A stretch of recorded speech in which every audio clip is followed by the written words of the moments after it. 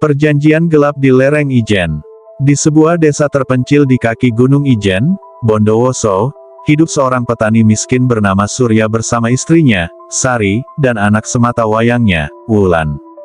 Hidup mereka penuh kesulitan. Panen padi sering gagal karena serangan hama, dan hutang mereka kepada rentenir, Pasamin, terus menumpuk.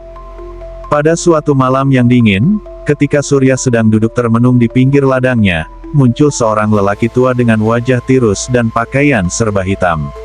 Lelaki itu bernama Kirangga, seorang dukun yang terkenal misterius. "Surya, aku tahu kesusahanmu," kata Kirangga dengan suara serak yang dalam. Surya terkejut. Ia tidak mengenal lelaki itu, tetapi rasa putus asa membuatnya mendengarkan. "Kau ingin keluar dari kemiskinan ini. Ada cara, tetapi harganya mahal. Kau harus siap menanggung risikonya," ujar Kirangga sambil menatap Surya tajam. "Apa itu?" tanya Surya penasaran. "Pesugihan tuyul. Kau akan diberi kekayaan melimpah dalam waktu singkat, tetapi ada pantangan, jangan biarkan cahaya matahari menyentuhnya, dan jangan pernah ceritakan keberadaan tuyul itu kepada siapapun." Surya berpikir keras. Hidupnya serba sulit, dan ia tidak ingin melihat keluarganya menderita lebih lama.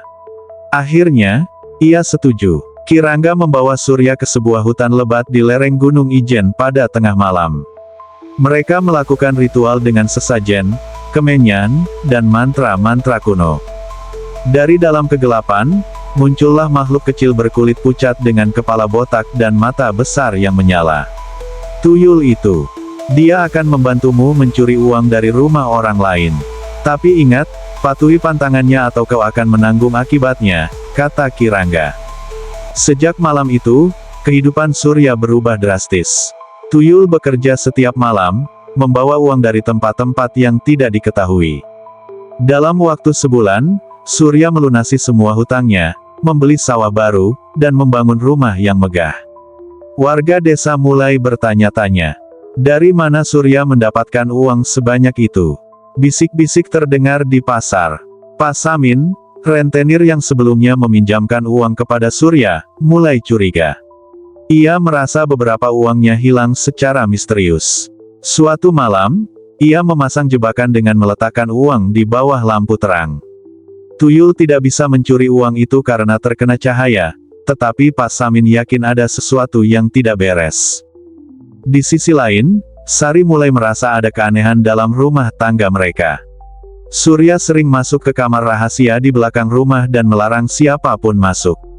Suatu malam, ketika Surya sedang tidur, Sari diam-diam masuk ke kamar itu.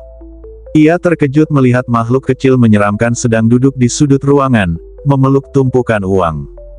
Pagi harinya, Sari mendesak Surya untuk menceritakan semuanya.